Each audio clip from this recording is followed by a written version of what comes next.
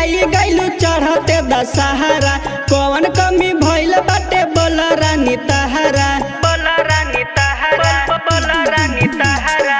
काहे खिसी आई गइलू चढ़ते दशहरा, कौन कमी भइल बाटे बोल रानी तहरा। दिलवा में बाटे एगो सपना पुराई देती जी ए राजा जी, दुआरा पर मूर्ति बैठावाई देती जी ए राजा जी, दुआरा पर मूर्ति बैठावाई देती जी। ए जी बैठवा दीना।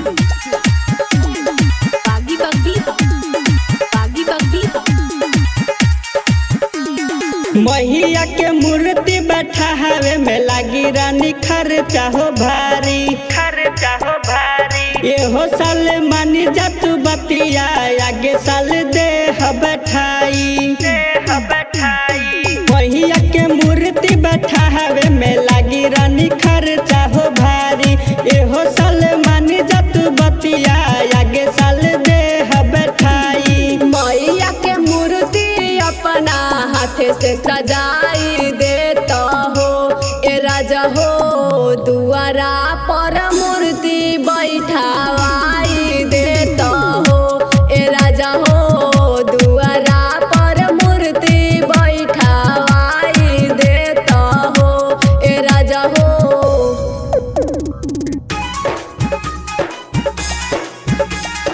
डीजे भरत